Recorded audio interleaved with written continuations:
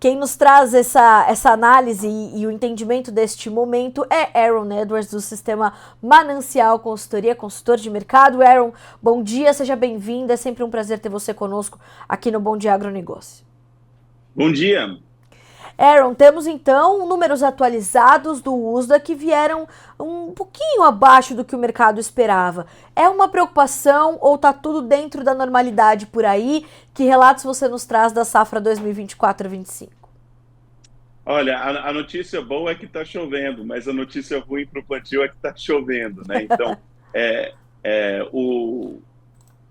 a quantidade de chuva que todo o cinturão do milho recebeu tem colocado um pouco de um freio no ritmo de plantio, e aí os números vieram abaixo do esperado em relação ao avanço de plantio.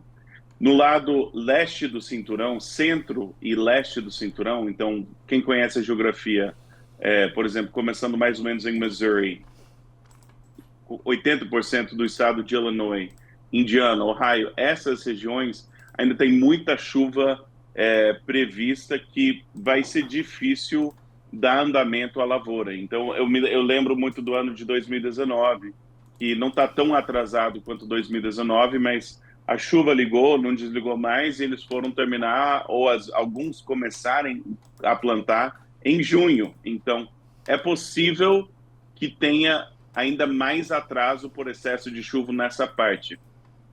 Na parte talvez mais nobre do cinturão, todo Iowa, norte de Illinois, aí Minnesota, enfim, ainda tem chuva prevista, mas eu imagino que eles vão conseguir plantar metade do dia ou deixar secar, né, plantar antes que a chuva chegue. Eu acho que eles vão conseguir ainda ir plantando aos poucos, e essa parte que não recebeu a chuva tão pesado, se olhar estado por estado, eles na realidade não estão atrasados, eles estão na linha do ritmo certo. Então os atrasos da média estão vindo dessa parte ao leste.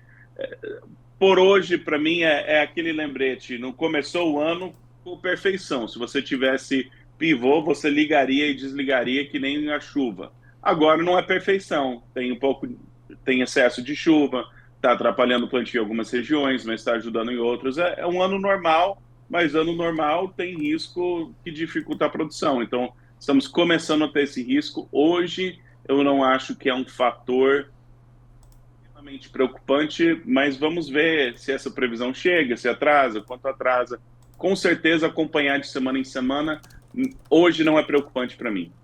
Então, faz sentido para ti essa reação do mercado hoje em Chicago, com pequenas altas ali para o milho, algumas baixas para a soja, sem uma intensidade muito grande dos movimentos, pelo menos até agora, até este momento, Aaron? Faz sim. Falando de Chicago, os especuladores, 2 semanas atrás, estavam com mais que 150 mil contratos vendidos de soja, reduziram para próximo de 50. Eu acho que provavelmente essa semana, a não ser que tenha alguma notícia fora do normal, nós vamos estar trabalhando lateralizado, em gangorra entre o suporte e a resistência desse mercado, médio móvel de 20 dias e 200, e eu não antecipo que os especuladores vão querer empurrar esse mercado nem muito para cima, nem muito para baixo no curto prazo. A gente vai ter que ter uma confirmação ou de um aumento de preocupação de estoques apertados ou de uma segurança maior do lado da produção. E eu acho que nenhuma dessas notícias, a não ser que tenha algo fora da curva, vai chegar no mercado nessa semana. E as previsões climáticas, elas também não apontam grandes ameaças para a safra 2024-25, também pelo menos até este ponto, né, Aaron? Exatamente. A safra do Brasil está muito cedo para ter preocupação. Não tem nada de errado porque não foi nem plantado, não está nem na hora de plantar. Sim. A safra norte-americana ainda tem calendário suficiente para tranquilizar o mercado. Agora, o que mudou, que a gente teve um salto tremendo no mercado de soja e milho, né? Agora nós estamos falando de um mercado mais pacato, mas até ontem, milho chegou em Chicago no maior preço desde o começo de janeiro, 5 de janeiro. Então, nós temos um mercado que reagiu bastante e reagiu em função de um lembrete que a safra americana pode ser ameaçada, e os estoques que têm caído para o milho, eles têm caído mais rápido do que o imaginado, e também a nível mundial a soja também. Então, os estoques estão ficando menor e agora tem uma ameaça, e a gente teve uma elevação de preço semana passada e um pouco no começo dessa semana. Então, essa é a notícia encorajadora para preço. Agora nós estamos num ponto que, se intensificar o prejuízo, agora a gente pode pensar em maiores preços, que um mês, 2 meses atrás era difícil imaginar essa hipótese, né, de preços mais animados. E essa oferta comprometida, ou essa oferta que causa preocupação, passa pelo que o Rio Grande do Sul está vivendo aqui, Aaron, nessa incerteza muito grande ainda de quanto vem de soja, a qualidade dessa soja, o volume, enfim, toda essa insegurança, porque até esse momento não é possível, de forma assertiva, entender o que se perdeu por ali, né, Aaron? Exato, e assim, toda vez que tem uma notícia que a notícia principal é uma tragédia humana e a notícia lá no fim das prioridades é o mercado de soja e milho, quero tomar muito cuidado, que o principal realmente é a situação humana, né, Sem dúvida. do povo do Rio Grande do Sul. Então, mas falando friamente de mercado, aí é só números, tá? Friamente do mercado, a projeção do USDA para estoques finais é de mais ou menos 10 milhões de toneladas a mais do que anos anteriores. Então, se a gente quer, se lembra, antes a gente estava falando 15 milhões de toneladas, agora o consenso já está em 10. Se pegar os números, por exemplo, da Conab, esse número já fica bastante enxuto.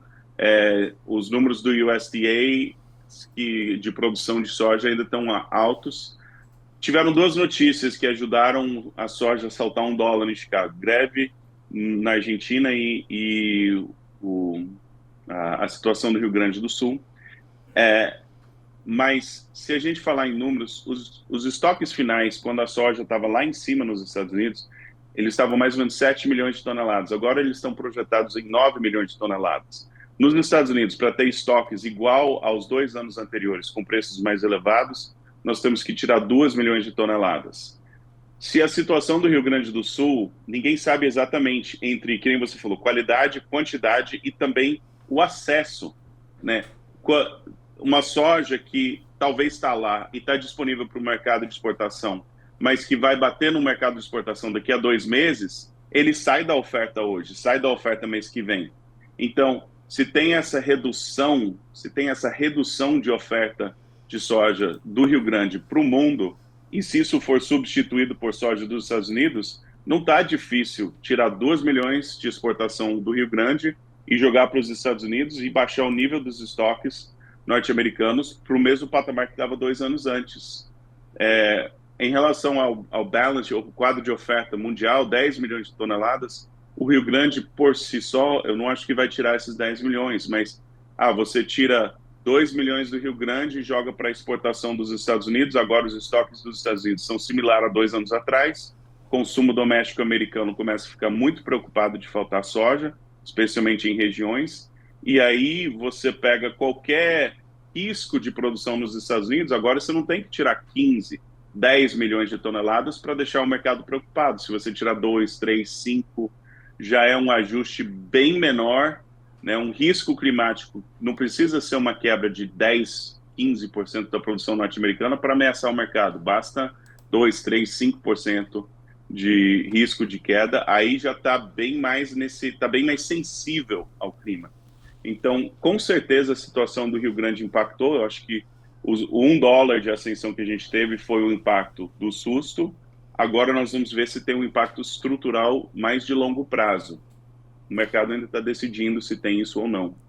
Aaron, como que aí isso não para analisar o momento atual do preço, mas para que a gente possa entender como uma notícia como essa chega até os players americanos, né? Hoje a principal referência para a formação de preços globalmente falando é a Bolsa de Chicago, se a gente pensa em mercado de soja. O impacto disso para o Brasil é importantíssimo, o impacto disso para o Rio Grande do Sul, portanto, tem o seu espaço. Como uma notícia dessa chega até esses players, né? Quanto se conhece da agricultura do Rio Grande do Sul, da proporção que o Rio Grande do Sul tem na composição da oferta brasileira de soja, na oferta brasileira de derivados, né? Uma importância grande também que carrega ali para o processamento dessa soja, né? A agroindústria é muito forte. Como é que essa notícia chega até vocês, até o mercado americano? Você é um profundo conhecedor do nosso agro, mas como que chega para os players americanos uma notícia como essa? O que eu recebi de mensagem de texto é né, saiu a notícia da enchente naquele pregão no próximo e ao longo do final de semana de pessoas falando: ei, me fala a real, qual que é o tamanho desse prejuízo? E falando de mercado, novamente, não da questão social, humana, humanitária, mas da questão de mercado. O cálculo que todo mundo fez foi: tá, quantas toneladas que o Rio Grande do Sul costuma produzir, quantos que estava projetado para produzir e qual porcentagem que estava colhido. Então, o que não estava colhido, aí eles falaram: tá, então isso corre o risco de ser perda total. Também talvez tem soja armazenada que tem perda parcial ou total. Tem a questão da qualidade. O mundo dá muitas voltas e o produtor consegue resolver muito problema, então provavelmente não é perda total, mas com certeza é perda parcial. Então, nessa ótica, assim, e grupos mais robustos talvez passaram um final de semana com econometristas e climatologistas para tentar mensurar se é um prejuízo para o mercado de 2 milhões de toneladas ou 5, mas todo mundo chegou num consenso que deve ser 2, 3, 5 milhões de toneladas de redução de oferta, ou redução permanente, ou pelo menos atraso de chegada no mercado. Então, acho que esse foi o número, e daí todo mundo pegou: tá, se a gente tirar isso, é como se fosse um relatório do USDA que cortou esse volume, agora como é que a gente reage? Bom, o quadro mundial ficou apertado, ficou mais apertado, agora nós precisamos saber: vai exportar dos Estados Unidos? Os excedentes de soja em outras regiões do Brasil vão conseguir suprir essa carência de tal forma que não aparece no mercado de exportação? E então o choque inicial a gente teve nos pregões, que foi uma quinta, sexta e uma semana, acho que até quarta foi alta da semana passada. Esse foi o choque inicial que eu descrevi. Daqui para frente, se vai ter um outro choque, não vai ser a notícia do Rio Grande do Sul, vai ser a mudança estrutural de tirar essa soja do mercado e o mercado mundial ter que bater na porta dos Estados Unidos ou de outros vendedores de soja para suprir essa carência. E essa confirmação, ela é mais lenta, é semana a semana, notícia de exportação, uma notícia estrutural, mas tem sido suficiente para dar sustentação ao mercado de soja. Não o suficiente para continuar elevando o preço, mas o suficiente para dar sustentação. Então, na sua análise, no seu entendimento, esse patamar dos $12 ou esse intervalo que engloba os $12 e um pouco acima disso, ele tem espaço para se manter ainda no mercado, Aaron? Olha, bola de cristal eu não tenho, mas a opinião, né? Você perguntou a opinião. Eu acredito que a gente vai estar negociando com suporte na média móvel de 20 dias, resistência na média móvel de 200, e, assim, por matemática mesmo, né? Média móvel de 220 dias continua subindo, de 200 cai, mas cai lentamente. E isso vai criar, eventualmente, se isso continuar, isso vai criar um ponto que os dois caminham junto, e ou a gente vai ter o mercado em ascensão com bem mais potencial de preço, talvez novamente mirando os 13 como objetivo de alta, ou ele vai fracassar nessa resistência e aí a gente tem, obviamente, ainda risco de baixo, muito risco de baixo. Então, assim, a recomendação para mim é: o volume de soja que você pretendia vender em maio, durante o risco climático norte-americano, semana passada, essa semana, enquanto a gente está nessa faixa sustentada, aproveita essas oportunidades para começar a fazer média. Se por algum motivo tiver uma explosão lá para alto, a gente quer poder ainda ter soja para vender. E se cair, desde que você começou a fazer uma média, os mercados sobem, descem, vão ter oportunidades no futuro. Mas certamente, para mim, é um momento de você estar fazendo médias de venda, soja disponível, soja de balcão, talvez alguma estratégia para soja armazenada, travando Chicago ou começando média para a próxima safra. Esse é o mercado para você começar a vender, fazer média, aproveitar o preço, na minha opinião. Era essa a minha próxima pergunta para ti. Então, esse é um mercado para ser observado e aproveitado, inclusive pelo produtor brasileiro. Enxergou a oportunidade, capture. Sim, e que nem assim, gestão de risco, né? Vendendo médias, né? Você não, eu tenho risco climático de produção nos Estados Unidos, risco climático de produção no Brasil. Eu quero dividir minhas vendas entre esses dois riscos. Eu não sei se esse vai ser mais alto que esse ou esse vai ser mais alto que esse, mas a média desses dois momentos de risco de oferta eu quero vender. Certamente esse é o cenário atual, né? Tivemos perda no Rio Grande do Sul, atraso de plantio nos Estados Unidos, uma situação que pode melhorar o preço, uma melhoria de $1 na bolsa. Esse é o mercado para ser vendido, para começar a fazer média, para aproveitar. Dentro de todo o histórico de vendas, tem algumas com essas datas, da semana passada até dessa semana. Aaron, como é que você está avaliando o comportamento da formação de preços aqui no Brasil? Nós temos ainda favorecendo o produtor os prêmios, o dólar acima dos R$ 5, os prêmios subiram de forma um pouquinho mais acentuada, mas tiveram uma certa estagnação nesse movimento. Como é que você avalia esse momento do mercado brasileiro de soja, inclusive da perspectiva da demanda? Ela ainda está bastante concentrada por aqui, né? Ainda, sim, os três fatores, tá? Premium, câmbio e Chicago, todos eles tiveram uma boa recuperação ou estão em níveis, talvez a palavra seria aceitável. Então você está com os três indicadores em níveis aceitáveis e um dos maiores preços desde janeiro, se eu não me engano, no mercado físico brasileiro. Então, passamos, né, uma pressão de baixa tremenda, o mercado recuperou bastante. Esse é um mercado para ser vendido. É o maior preço do ano? Eu espero que não. Eu espero que a gente possa ter melhores preços. Sazonalmente, tem o risco de produção nos Estados Unidos em maio, junho, julho, agosto. Na minha opinião, eu sempre quero tentar terminar minhas vendas antecipadas até o fim de junho. As vendas antecipadas que eu faço voltado no risco climático norte-americano, as voltadas para o risco climático brasileiro, aí é setembro, novembro, mais para frente. O julho e agosto, para mim, eles são bônus. Por que bônus? Porque eles têm muito risco de baixa. Eu não quero precisar vender em julho ou precisar vender em agosto, mas se vem uma oportunidade extra, mais maravilhosa, como aconteceu ano passado, aí aproveita para vender, aproveita para estender as vendas, né, pelo menos em dólar, em cima de Chicago. Então, para mim, o preço em dólar pede vendas, o premium é aceitável e o câmbio é aceitável. Eu acho que o prêmio tem muito potencial de alta, mas provavelmente o potencial de alta do prêmio está vinculado a quedas em Chicago.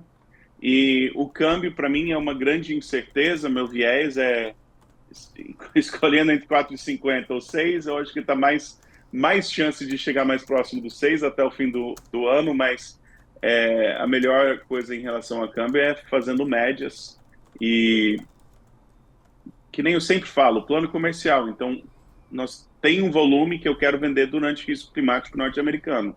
Nós tivemos semana passada e essa semana boas oportunidades de vender esse volume. Isso deve ser aproveitado. Tem muita incerteza pela frente que pode ajudar o mercado mais para frente.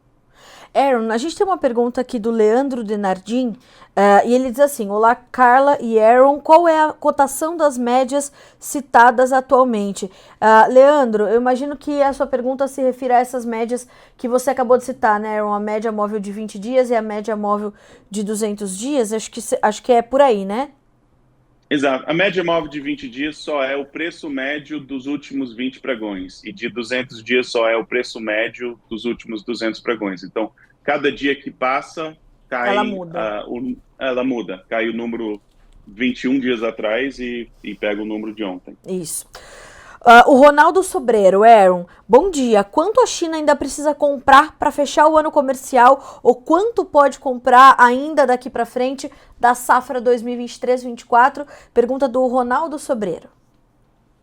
Olha, o volume exato, eu não tenho essa projeção, até porque depende, a China também produz, né? Então, qual que vai ser o tamanho da safra e também de quem que vai comprar, né? O produtor norte-americano está extremamente desapontado porque o Brasil toma todo o mercado. Então, em relação à direção de preço, vai importar, o que mais importa de quem ele vai comprar e quão desesperado a, a China está para comprar. Também outro fator que nós não mencionamos, mas pode impactar o preço no segundo semestre, nós temos a eleição nos Estados Unidos e da última vez que o Trump foi eleito, guerra comercial foi péssimo para o preço em Chicago, mas foi bom para o câmbio, para o prêmio no Brasil. Sim.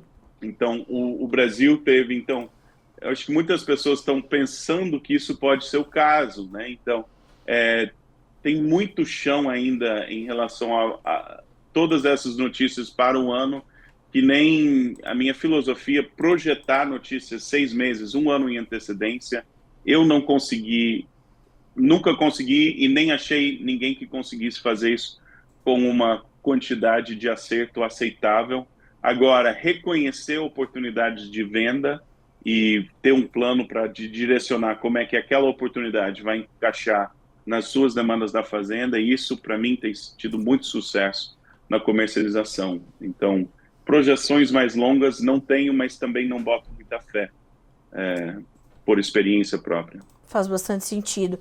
Aaron, quero muito te agradecer pela companhia nessa terça-feira, principalmente nos trazendo esse entendimento de como os amigos dos Estados Unidos recebem essas informações, que por aqui, como você frisou mais de uma vez, apesar de ser inicialmente não, mas prioritariamente uma tragédia humanitária, né, e a gente precisa colocar isso em evidência, a gente, no paralelo, está ali avaliando o impacto disso para a agricultura gaúcha, e o entendimento disso pelo mercado é muito valioso para nós também nesse momento. Obrigada mais uma vez, meu amigo, é sempre um prazer receber você aqui no Bom Dia Agronegócio. Até a próxima.